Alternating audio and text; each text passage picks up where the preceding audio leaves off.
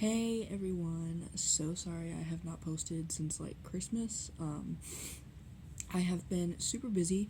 Also, please ignore my hair. I have not brushed it at all today, but it looks okay on camera. I'm sitting right next to our Christmas tree because I am cleaning out my closet and my brother's closet because they literally just kind of threw laundry all over the floor and didn't pick it up. So I'm sitting down here at 11 o'clock at night, finishing what I started yesterday.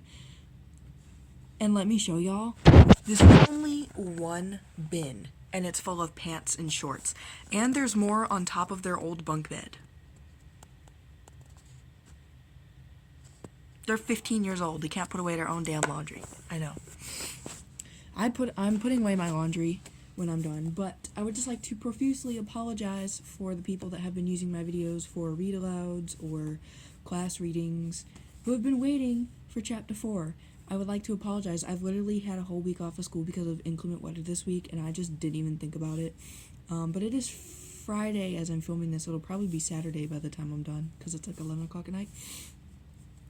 But I will post Chapter 5 tomorrow. I might post 2 videos or 3 tomorrow to make up for my lack of posting in the last month.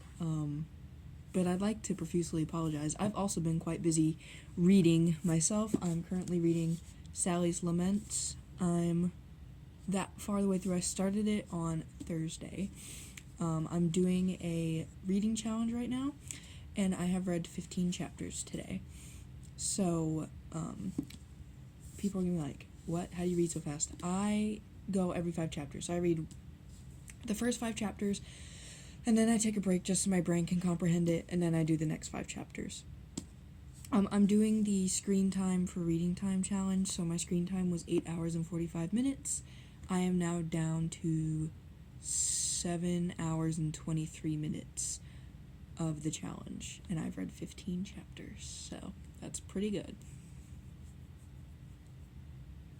Yeah, I stopped at chapter 26, because then I'm going to read 26 through 30, and then I'll take a break. I was watching Kelly Maple, because I love her. I literally grew up on her channel, and I was also down here going through all this laundry, because my brothers are lazy as hell.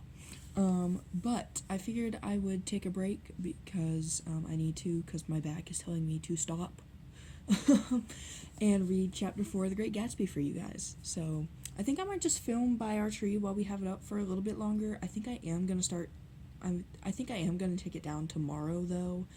I was going to take it down at the end of the month, but I signed up for a course, as I always do, for school, and we have spring concert rehearsals, and I don't get home sometimes until like 9 o'clock at night. And I really don't want to be taking this down at 9 o'clock at night, because I don't have enough time to take it down before I go to school, because I gotta dig out the box for the ornaments, I gotta find a place to put the tree, like, it's a whole thing, okay? So I think this tree's gonna stay up for one more day. I would do it on Sunday, but that's a school night for real. But yeah, so I'm gonna read Chapter 4 of The Great Gatsby for you guys. Like I said, I'd like to profusely apologize for not posting it sooner. I just have been so busy. Life happens. I don't use this channel a lot to watch videos because my other channel I've had for like years, and so all my subscriptions are on there, but a lot of the subscriptions I don't watch, so I'm trying to use this channel specifically for the subscriptions that I watch, like, a lot, and I'm just gonna go through and rewatch all the videos, because, like, you know, yeah. Anyway, so yeah, my tree will be up for another day. There's the light. But yeah, so, I would like to apologize again. I'm so sorry. Oh yeah, this was the other thing that I got for Christmas that I couldn't show you guys because it was being washed. But it's this Evil Queen cup. It's just got water in it. I'm not a coffee drinker. I've put juice in there too. But yeah, so I've been cleaning out our closet. And all this laundry is clean, by the way. It's not dirty. They just refuse to do it. Like, I ask them to do it and I get called a lazy-ass bitch. So, you know. But I'm down here at 11 o'clock at night, sorting through all their laundry in the closet and on top of the bed. And I'm the only one that puts my laundry away. I'm 17 years old. I've been putting my laundry away since I was like 14. It's not hard. So yeah, I already sorted through all my laundry. I think I'm going to wait until I get to the other bin of laundry of theirs. It's mostly theirs in the closet. And then use that one for all their shirts over here. And then I'm going to put my stuff away first. And then their stuff I'll just push in the bins in the closet. And it'll make it so much easier for my mom to get in the closet to pick out their own clothes for them. Even though they're 15 years old and are about to be freshmen in high school. Anyway, I've been ranting for 5 minutes. You guys are probably like, girl, shut up and start reading so I can listen to The Great Gatsby. My apologies. Here we go. Chapter 4. On Sunday morning, while church bells rang in the villages along shore, the world and its mistress returned to Gatsby's house and twinkled hilariously on his lawn. He's a bootlegger, said the young ladies, moving somewhere between his cocktails and his flowers. One time he killed a man who found out that he was nephew to von Hindenburg, and second cousin to the devil. Reach me a rose, honey, and pour me a last drop into that there crystal glass. Once I wrote down on the empty spaces of a timetable the names of those who came to Gatsby's house that summer. It is an old timetable now, disintegrating at its folds, and headed, "This schedule in effect July 5th, 1922. But I can still read the gray names, and they will give you a better impression than my generalities of those who accepted Gatsby's hospitality and paid him the subtle tribute of knowing nothing whatever about him.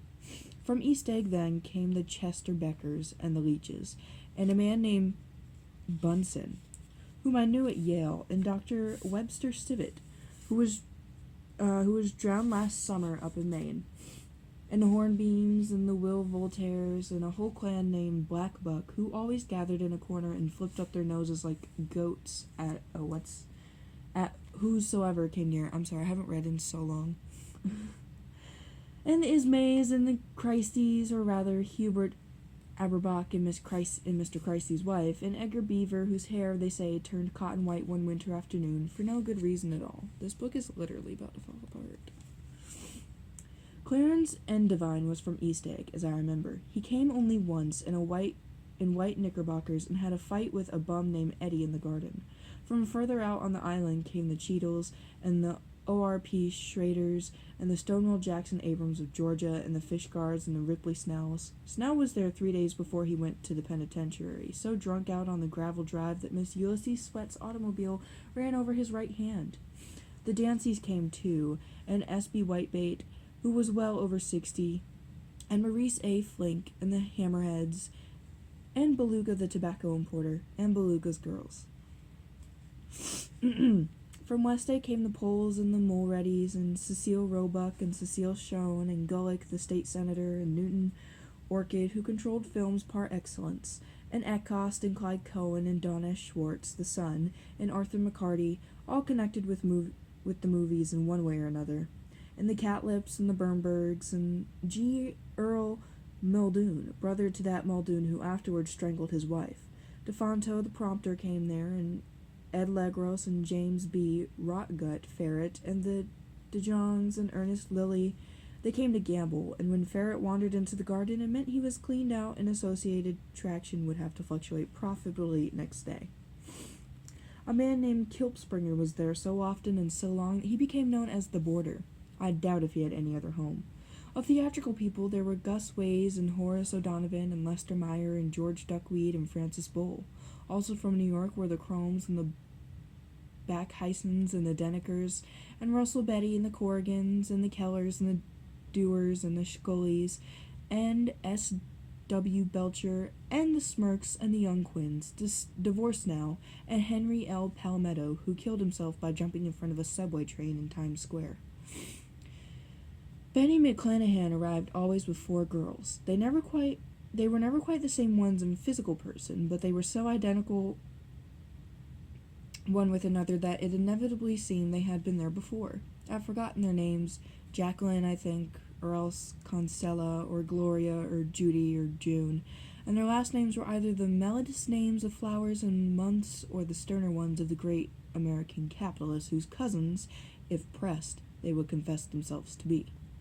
In addition to all these, I can remember that Faustina O'Brien came there at least once, and the Baedeker girls and young Brewer, who had his nose shot off in the war, and Mr. Augsburger and Miss Hagg, his fiancée, and Ardea Fitzpeters and Mr. P. Jewett, once head of the American Legion, and Miss Claudia Hip, with a man reputed to be her chauffeur, and a prince of something whom we called Duke, and whose name, if I ever knew it, I have forgotten. All these people came to Gatsby's house in the summer. At 9 o'clock one morning in late July, Gatsby's gorgeous car lurched up the rocky drive to my door and gave out a burst of melody from its three-noted horn. It was the first time he had called on me, though I had gone to 2 of his parties, mounted in his hydroplane, and, at his urgent invitation, made frequent use of his beach. "Good morning, old sport. You're having lunch with me today, and I thought we'd ride up together." He was balancing himself on the dashboard of his car with that resourcefulness of movement that is so peculiarly American, that comes, I suppose, with the absence of lifting work or rigid sitting in youth, and, even more, with the formless grace of our nervous, sporadic games. This quality was continually breaking through his punctilious matter in the shape of restlessness. He was never quite still. There was always a tapping foot somewhere, or the impatient opening and closing of a hand. He saw me looking with admiration at his car. "It's pretty, isn't it, old sport?" He jumped off to give me a better view. "Haven't you ever seen it before?" I'd seen it. Everybody had seen it. It was a rich cream color, bright with nickels swollen here and there in its monstrous length, with triumphant hat boxes and supper boxes and tool boxes, and terraced with a labyrinth of windshields that mirrored a dozen suns. Sitting down behind many layers of glass in a sort of green leathery conservatory, we started to town. I had talked with him perhaps 6 times in the past month and found, to my disappointment, that he had little to say. So my first impression, that he was a person of some undefined consequence, had gradually faded, and he had become simply the proprietor of an elaborate roadhouse next door. And then came that disconcerting ride. We hadn't reached West Egg Village before Gatsby began leaving his elegant sentences unfinished and slapping himself indecisively on the knee of his caramel-colored suit. "Look here, old sport," he broke out surprisingly. "What's your opinion of me, anyhow?" A little overwhelmed, I began the generalized evasions which that question deserves. "Well, I'm going to tell you something about my life," he interrupted. "I don't want you to get a wrong idea of me from all these stories you hear." So he was aware of the bizarre accusations that flavored conversation in his halls. "I'll tell you God's truth." His right hand suddenly ordered divine retribution to stand by. "I am the son of some wealthy people in the Middle West. All dead now. I was brought up in America, but educated at Oxford, because all my ancestors had been educated there for many years. It is a family tradition." He looked at me sideways, and I knew why Jordan Baker had believed he was lying. He hurried the phrase "educated at Oxford," or swallowed it, or choked on it, as though it had bothered him before, and with this doubt his whole statement fell to pieces, and I wondered if there wasn't something a little sinister about him after all. "What part of the Middle West?" I inquired casually. "San Francisco." "I see. My family all died, and I came into a good deal of money." His voice was solemn, as if the memory of that sudden extinction of a clan still haunted him. For a moment I suspected that he was pulling my leg, but a glance at him convinced me otherwise. "After that I lived like a young Rajah in all the capitals of Europe. Paris, Venice, Rome, collecting jewels, chiefly rubies, hunting big game, painting little things for myself only, and trying to forget something very sad that had happened to me long ago." With an effort I managed to restrain my incredulous laughter. The very phrases were worn so threadbare that they evoked no image except that of a turbaned character, leaking sawdust at every pore as he pursued a tiger through the Bois de Boulogne. Sorry, my French is not good today. Then came the war, old sport. It was a great relief, and I tried very hard to die, but I seemed to bear an enchanted life. I accepted a commission as first lieutenant when it began. In the Argonne Forest I took 2 machine-gun detachments so far forward that there was a half-mile gap on either side of us where the infantry couldn't advance. We stayed there 2 days and 2 nights, 130 men with 16 Lewis guns, and when the infantry came up at last, they found the insignia of 3 German divisions among the piles of dead. I was promoted to be a major, and every Allied government gave me a decoration. Even Montenegro, little Montenegro down on Eradicate Sea. I'm sorry. It's midnight. Little Montenegro. He lifted up the words and nodded at them with his smile. The smile comprehended Montenegro's troubled history and sympathized with the brave struggles of the Montenegrin people. It appreciated fully the chain of national circumstances which had elicited this tribute from Montenegro's warm little heart. My incredulity was submerged in fascination now. It was like skimming hastily through a dozen magazines. He reached in his pocket, and a piece of metal, slung on a ribbon, fell into my palm. That's the one from Montenegro. To my astonishment, the thing had an authentic look. Ordi Danilo, ran the circular legend. Montenegro Nicholas Rex. Turn it. Major J. Gatsby, I read. For valor extraordinary. Here's another thing I always carry. A souvenir of Oxford days. It was taken in Trinity Quad. The man on my left is now the Earl of Doncaster. It was a photograph of a half a dozen young men in blazers loafing in an archway through which were visible a host of spies. There was Gatsby, looking a little, not much, younger, with a cricket bat in his hand. Then it was all true. I saw the skins of tigers flaming in his palace on the Grand Canal. I saw him opening a chest of rubies to ease with their crimson-lighted depths the gnawings of his broken heart. I'm going to make a big request of you today, he said, pocketing his souvenirs with satisfaction. So I thought you ought to know something about me. I didn't want you to think I was just some nobody. You see, I usually find myself among strangers because I drift here and there, trying to forget the sad thing that happened to me. He hesitated. You'll hear about it this afternoon. At lunch? No, this afternoon. I happened to find out that you're taking Miss Baker to tea. Do you mean you're in love with Miss Baker? No, old sport, I'm not, but Miss Baker has kindly consented to speak to you about this matter. I hadn't the faintest idea what this matter was, but I was more annoyed than interested. I hadn't asked Jordan to tea in order to discuss Mr. J. Gatsby. I was sure the request would be something utterly fantastic, and for a moment I was sorry I'd ever set foot upon his overpopulated lawn. He wouldn't say another word. His correctness grew on him as we neared the city. We passed Port Roosevelt, where there was a glimpse of red-belted ocean-going ships, and sped along a cobbled slum lined with the dark, undeserted saloons of the faded gilt 1900s. Then the Valley of Ashes opened out on both sides of us, and I had a glimpse of Miss Wilson straining at the garage pump with a panting vitality as we went by. With fenders spread like wings, we scattered light through half Astoria. Only half. For as we twisted among the pillars of the elevated, I heard the familiar jug-jug spat of a motorcycle, and a frantic policeman rode alongside. All right, old sport, called Gatsby. We slowed down. Taking a white card from his wallet, he waved it before the man's eyes. Right you are, agreed the policeman, tipping his cap. Know you next time, Mr. Gatsby. Excuse me. What was that? I inquired. The picture of Oxford? I was able to do the commissioner a favor once, and he sends me a Christmas card every year. Over the great bridge, with the sunlight through the gritters making a constant flicker upon the moving cars, with the city rising up across the river in white heaps and sugar lumps all built with a wish out of non-olfactory money. The city scene from the Queensboro Bridge is always the city scene for the first time, in its first wild promise of all the mystery and the beauty in the world. A dead man passed us in a hearse heaped with blossoms, followed by 2 carriages with drawn blinds, and by more cheerful carriages for friends. The friends looked out at us with the tragic eyes and short upper lips of southeastern Europe, and I was glad that the sight of Gatsby's splendid car was included in their somber holiday. As we crossed Blackwell's Island, a limousine passed us, driven by a white chauffeur, in which sat 3 modish Negroes, 2 bucks and a girl. I laughed aloud as the yolks of their eyeballs rolled toward us in a haughty rivalry. Anything can happen now that we've slid over this bridge, I thought. Anything at all. Even Gatsby could happen, without any particular wonder. Roaring noon. In a well-fanned 42nd Street cellar, I met Gatsby for lunch. Blinking away the brightness of the street outside, my eyes picked him out obscurely in the anteroom, talking to another man. Mr. Carraway, this is my friend Mr. Wolfsham.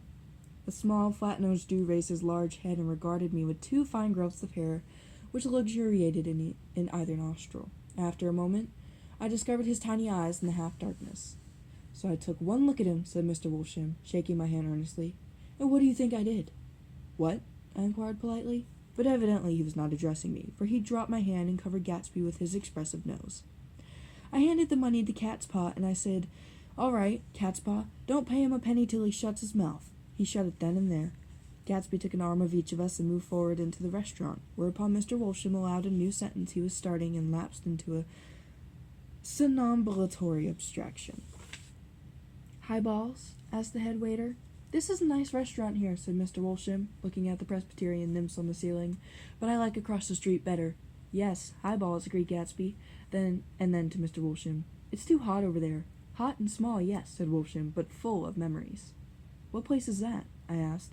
The old Metropole. The old Metropole, brooded Mr. Wolsham gloomily, filled with faces dead and gone, filled with friends gone now forever. I can't forget so long as I lived the night they shot Rose then all there. It was 6 of us at the table, and Rosie had eat and drunk a lot that evening. A lot all evening. When it was almost morning, the waiter came up to him with a funny look and says somebody wants to speak to him outside. All right, says Rosie, and begins to get up, and I pulled him down in his chair. Let the bastards come in here if they want you, Rosie, but don't you, so help me, move outside this room. It was 4 o'clock in the morning then, and if we'd have raised the blinds, we'd have seen daylight. Did he go? I asked innocently. Sure he went. Mr. Wolsham's nose flashed at me indignantly. He turned around in the door and says, Don't let that waiter take away my coffee. Then he went out on the sidewalk, and they shot him 3 times in his full belly and drove away. 4 of them were electrocuted, I said, remembering. 5 with Becker. His nostrils turned to me in an interested way. I understand you're looking for a business congregation. The juxtaposition of these 2 remarks was startling. Gatsby answered for me. Oh no, he exclaimed. This isn't the man. No? Mr. Wolsham seemed disappointed. This is just a friend. I told you we'd talk about that some other time. I beg your pardon, said Mr. Wolsham. I had a wrong man. A succulent hash arrived, and Mr. Wolsham, forgetting the more sentimental atmosphere of the old metropole, began to eat with ferocious delicacy. His eyes, meanwhile, rolled very slowly all around the room. He completed the arc by turning to inspect the people directly behind. I think that, except for my presence, he would have taken one short glance beneath our own table. Look here, old sport, said Gatsby, leaning toward me. I'm afraid I made you a little angry this morning in the car. There was the smile again, but this time I held out against it. I don't like mysteries, I answered. I don't understand why you won't come out frankly and tell me what you want. Why has it all got to come through Miss Baker? Oh, it's nothing on her hand, he assured me. Miss Baker's a great sportswoman, you know, and she'd never do anything that wasn't all right. Suddenly he looked at his watch, jumped up, and hurried from the room, leaving me with Wolsham at the table. He has to telephone, said Mr. Wolsham, following him with his eyes. Fine fellow, isn't he? Handsome to look at, and a perfect gentleman. Yes. He's an Oxford man. Oh. He went to Oxford College in England. You know Oxford College? I've heard of it.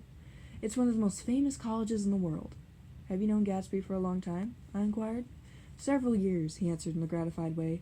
I made the pleasure of his acquaintance just after the war, but I knew I had discovered a man of fine breeding after I'd talked with him an hour. I said to myself, there's the kind of man you'd like to take home and introduce to your mother and sister. He paused. I see you're looking at my cuff buttons. I hadn't been looking at them, but I did now. They were composed of oddly familiar pieces of ivory. Finest specimens of human molars, he informed me. Well, I inspected them. That's a very interesting idea.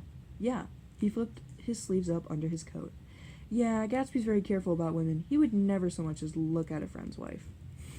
When the subject of this instinctive trust returned to the table and sat down, Mr. Wolsham drank his coffee with a jerk and got to his feet. I have enjoyed my lunch, he said, and I'm going to run off from you 2 young men before I outstay my welcome. Don't hurry, Meyer, said Gatsby, without enthusiasm. Mr. Wolsham raised his hand in a sort of benediction. You're very polite, but I belong to another generation, he announced solemnly. You sit here and discuss your sports and your young ladies and your... He supplied an imaginary noun with another wave of his hand. As for me, I am 50 years old, and I won't impose myself on you any longer. As he shook his hands and turned away, his tragic nose was trembling. I wondered if I had said anything to offend him. He becomes very sentimental sometimes, explained Gatsby. This is one of his sentimental days. He's quite a character around New York. A Denzian of Broadway. Who is he, anyhow? An actor? No. A dentist? Meyer Wolsham? No, he's a gambler. Gatsby hesitated, then added coolly, he's the man who fixed the World Series back in 1919. Fixed the World Series? I repeated. The idea staggered me. I remembered, of course, that the World Series had been fixed in 1919. But if I had thought of it all, I would have thought of it as a thing that merely happened, the end of some inevitable chain. It never occurred to me that one man could start to play with the faith of 50 million people with the single-mindedness of a burglar blowing a safe. How did he happen to do that? I asked after a minute. He just saw the opportunity. Why isn't he in jail? They can't get him, old sport. He's a smart man. I insisted on paying the check. As the waiter brought my change, I caught sight of Tom Buchanan across the crowded room. Come along with me for a minute, I said. I've got to say hello to someone. When he saw us, Tom jumped up and took a half-dozen steps in our direction.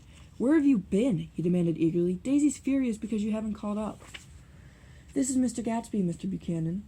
They shook hands briefly, and a strained, unfamiliar look of embarrassment came over Gatsby's face. "How have you been, anyhow?" demanded Tom of me. "How'd you happen to come up this far to eat?" "I've been having lunch with Mr. Gatsby."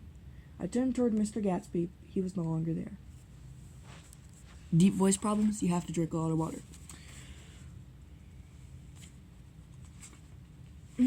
One October day in 1917, said Jordan Baker that afternoon, sitting up very straight on a straight chair in the tea garden at the Plaza Hotel. I was walking along from one place to another, half on the sidewalks and half on the lawns. I was happier on the lawns because I had on shoes from England with rubber knobs on the soles that bit into the soft ground. I had on a new plaid skirt, also, that blew a little in the wind. And whenever this happened, the red, white, and blue banners in front of all the houses stretched out stiff and said tut-tut-tut in a disapproving way. The largest of the banners and the largest of the lawns belonged to Daisy Faye's house. She was just 18, 2 years older than me, and by far the most popular of all the young girls in Louisville. She dressed in white and had a little white roadster. All day long the telephone rang in her house, and excited young officers from Camp Taylor demanded the privilege of monopolizing her that night. Anyways, for an hour. When I came opposite her house that morning, her white roadster was beside the curb, and she was sitting in it with a lieutenant I had never seen before. They were so engrossed in each other that she didn't see me until I was 5 feet away. "Hello, Jordan," she called unexpectedly. "Please, come here." I was flattered that she wanted to speak to me, because of all the older girls I admired her most. She asked me if I was going to the Red Cross and make bandages. I was. Well, then, would I tell them that she couldn't come that day? The officer looked at Daisy while she was speaking, in a way that every young girl wants to be looked at sometime, and because it seemed romantic to me, I have remembered the incident ever since. His name was Jay Gatsby, and I didn't lay eyes on him again for over 4 years. Even after I'd met him on Long Island, I didn't realize it was the same man. That was 1917. By the next year, I had a few beaux myself, and I began to play in tournaments, so I didn't see Daisy very often. She went with a slightly older crowd, when she went with anyone at all. Wild rumors were circulating about her, how her mother had found her packing her bag one winter night to go to New York and say goodbye to a soldier who was going overseas. She was effectually prevented, but she wasn't on speaking terms with her family for several weeks. After that, she didn't play around with the soldiers anymore, but only a few flat-footed, short-sighted young men in town who couldn't get into the army at all. By the next autumn, she was gay again, gay as ever. She had a debut after the armistice, and in February she was presumably engaged to a man from New Orleans. In June she married Tom Buchanan of Chicago, with more pomp and circumstance than Louisville ever knew before. He came down with 100 people in 4 private cars and hired a whole floor of Sealbatch Hotel. And the day before the wedding, he gave her a string of pearls valued at $350,000. Damn! I was a bridesmaid. I came into her room half an hour before the bridal dinner and found her lying on her bed as lovely as the June night in her flowered dress and as drunk as a monkey. She had a bottle of Sauterne in one hand and a letter in the other. "Gratulate me," she muttered. "Never had a drink before, but oh, how I do enjoy it." "What's the matter, Daisy?" I was scared, I can tell you. I'd never seen a girl like that before. "Here, dears." She groped around in a wastebasket she had with her on the bed and pulled out a string of pearls. "Take 'em downstairs and give 'em back to whoever they belong to. Tell 'em all Daisy's changed her mind. Say, Daisy's changed her mind." She began to cry. She cried and cried. I rushed out and found her mother's maid, and we locked the door and got her into a cold bath. She wouldn't let go of the letter. She took it into the tub with her and squeezed it up into a wet ball, and only let me leave it in the soap dish when she saw that it was coming to pieces like snow. But she didn't say another word. We gave her spirits of ammonia and put ice on her forehead and hooked her back into her dress. And half an hour later, when we walked out of the room, the pearls were around her neck and the incident was over. Next day at 5 o'clock, she married Tom Buchanan without so much as a shiver and started off on a 3-month trip to the South Seas. I saw them in Santa Barbara when they came back, and I thought I'd never seen a girl so mad about her husband. If he left the room for a minute, she'd look around uneasily and say, "Where's Tom gone?" and wear the most abstracted expression until she saw him coming in the door. She used to sit on the sand with his head in her lap by the hour, rubbing her fingers over his eyes and looking at him with unfathomable delight. It was touching to see them together. It made you laugh in a hushed, fascinated way. Why did I just read husband? Sorry. That was in August. A week after I left Santa Barbara, Tom ran into a wagon on the Venatra Road one night and ripped a front wheel off his car. The girl who was with him got into the papers, too, because her arm was broken. She was one of the chambermaids in the Santa Barbara hotel. The next April, Daisy had her little girl, and they went to France for a year. I saw them one spring in Cannes and later in Deauville, and they came back to Chicago to settle down. Daisy was popular in Chicago, as you know. They moved with a fast crowd, all of them young and rich and wild, but she came out with an absolutely perfect reputation, perhaps because she doesn't drink. It's a great advantage not to drink among hard-drinking people. You can hold your tongue, and, moreover, you can time any little irregularity of your own so that everybody else is so blind that they don't see or care. Perhaps Daisy never went in for amount at all. And yet there's something in that voice of hers. Well, about 6 weeks ago, she heard the name Gatsby for the first time in years. It was when I asked you, do you remember if you knew Gatsby in West Egg? After you had gone home, she came into my room and woke me up and said, "What Gatsby?" And when I described him, I was half asleep. She said in the strangest voice that it must be the man she used to know. It wasn't until then that I connected this Gatsby with the officer in her white car. When Jordan Baker had finished telling all this, we had left the plaza for half an hour and were driving in a Victoria through Central Park. The sun had gone down behind the tall apartments of the movie stars in the West 50s, and the clear voices of little girls, already gathered like crickets on the grass, rose through the hot twilight. I am the Sheik of Arbury, your love belongs to me. At night when you're asleep, into your tent I'll creep. Ooh.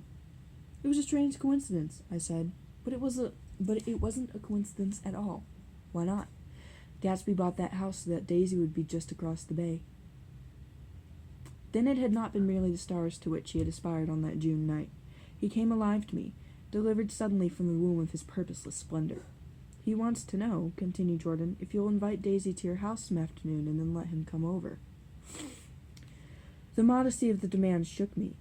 He had waited 5 years and bought a mansion where he dispensed starlight to casual moths so that he could come over some afternoon to a stranger's garden.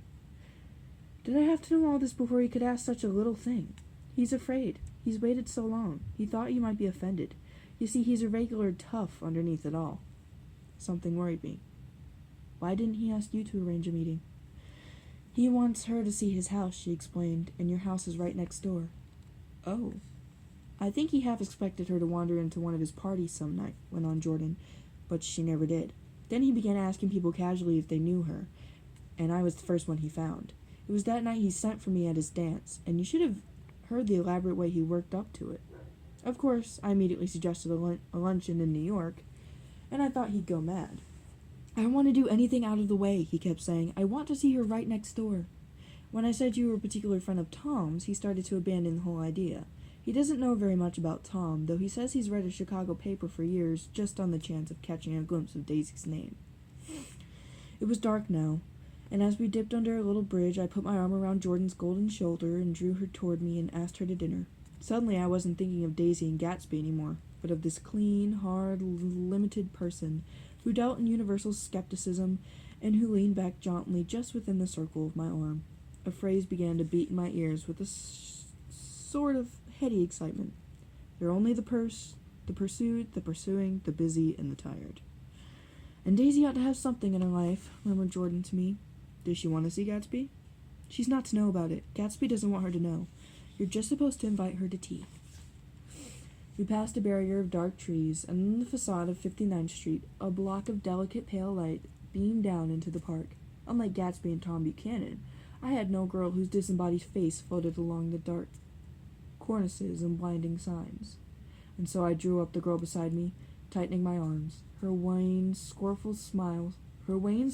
I can't freaking speak tonight. Her wan, scornful mouth smiled, and so I drew her up again closer, this time to my face. I hope you guys enjoyed my absolutely horrid reading tonight. I promise to do better tomorrow, for chapter 5. That is one of my favorite chapters of the book. I have, some of these chapters are kind of like, and then some of them are like, damn! Yeah. So I'm going to finish, I think I'm going to watch about 2 or 3 videos now, and then after I watch 2 or 3 videos, you know, I think I'm going to watch about 3 videos. I'm going to read the next 5 chapters in Sally's Lament, and then get working on the laundry again, although I think I'm just going to work on the laundry while I watch the videos, and then I'll pick like a certain time to stop because of my back, and then I'll do the laundry again. But I hope you guys enjoyed my absolutely horrid reading of Chapter 4 of The Great Gatsby. I'm so sorry it took so long. Again, I've just been busy. Life. I would have done it last week, but I was at a church event, and I was at someone else's house, and I didn't have the book. So, anyway. Yeah. Have a great night, and I will post tomorrow. I promise, for real. I will actually post tomorrow. Ooh, look at my hair. Have a great night, guys.